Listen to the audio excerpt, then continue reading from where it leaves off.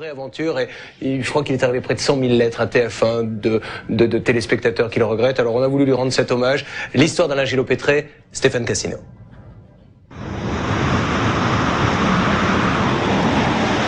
Des vents qui soufflent à plus de 300 km/h et qui détruisent tout sur leur passage, les maisons, les arbres, des villes entières et même des hommes.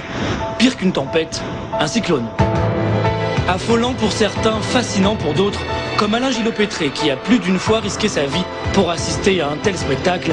Les cyclones, c'était sa passion.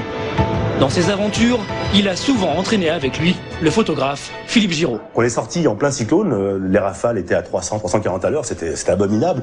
On a mis, je crois me rappeler, un quart d'heure pour descendre une trentaine de marches. On était attachés avec des ceintures, c'était un peu un truc de folie. Pourtant, pour les Français, Alain Gillot-Pétré, c'était avant tout ce personnage médiatique, débordant de naturel, souvent excentrique, qui a transformé les bulletins météo en spectacle. Avant lui, la météo, c'était ça. Mesdames et messieurs, bonsoir. Terne, morose et pédagogique, avec Alain Gillot-Pétré, c'était tout l'inverse. Résultat, 8 millions de téléspectateurs chaque jour. On appréciait son humour, Météo France admirait le spécialiste qui préparait scrupuleusement tous ses bulletins. Un homme passionné par la météo depuis sa plus tendre enfance. C'est sur cette île paradisiaque qu'Alain Gillot-Pétré va passer les plus belles années de son enfance en Guadeloupe. Après avoir grandi à Versailles, il s'installe ici avec sa petite famille dans cet hôtel de luxe que son père dirigeait. Un lieu où il faisait bon vivre jusqu'à cette terrible journée du 27 septembre 1966. Ce jour-là, le temps se couvre, la mer se déchaîne. Un cyclone arrive droit sur la Guadeloupe. Il s'appelle Inès. Alain a 13 ans, il est seul, autour de lui, c'est l'apocalypse, son père a réagi juste à temps. L'hôtel était exactement dans l'axe de la trajectoire de ce cyclone et avec des vents qui sont montés jusqu'à, en rafale, 225, 250 km/h. Alain était dans le hall de l'hôtel en plein vent. J'ai été le chercher et je l'ai ramené. Ça a été extrêmement fort pour lui de voir ce que la nature pouvait faire, la violence qu'il pouvait y avoir. Pour le jeune Alain, c'est un choc, la peur de sa vie. Mais c'est aussi une révélation, le début d'une grande passion pour les cyclones et pour la météo. En 1968, la famille quitte la Guadeloupe, mais chaque année, à la moindre alerte cyclonique, Alain revenait sur sa terre d'adoption. Roland Mazuri a partagé plusieurs fois avec lui les sensations fortes des cyclones. Alain aimait bien venir lorsque le vent commençait à être fort, notamment lorsque les cyclones arrivaient. Il venait avec l'espoir de vivre un cyclone. La tempête tropicale Erika vous salue bien. À Pointe-à-Pitre, dans les locaux de Météo France, Alain se sentait comme chez lui. C'était avant tout un météorologiste, même s'il n'en avait pas le diplôme. Il était un météorologiste comme n'importe lequel ingénieur ou technicien supérieur de la boîte de Météo France, avec une connaissance aiguë des phénomènes et de leur évolution.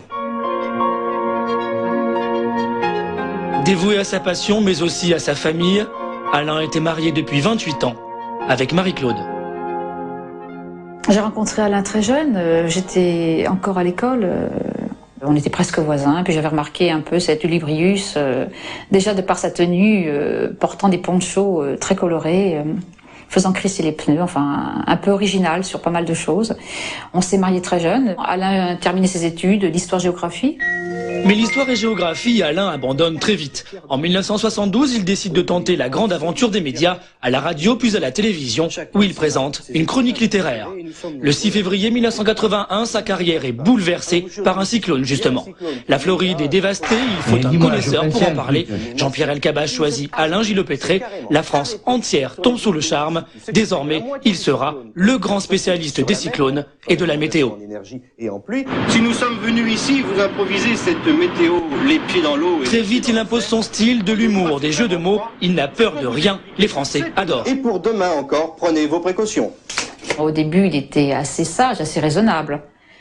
Mais les dernières années, les 10 bonnes dernières années, il s'amusait énormément en faisant son numéro de pitre, en ayant plein d'idées pour dépoussiérer, comme il dit, un peu la météo. Vous êtes passé une excellente journée. En 20 années de carrière, Alain Gillot-Pétré aura présenté plus de 9200 bulletins météo.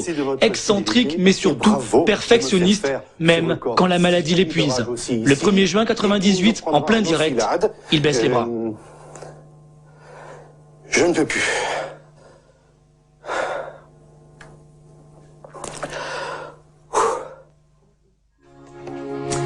Voici donc le bureau d'Alain. Beaucoup de photos de cyclones.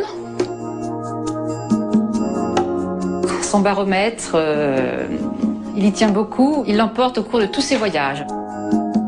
Quelque chose de très amusant. Alain notait le soir, après chaque bulletin météo, chaque prestation d'un petit trait noir. La case n'est pas terminée.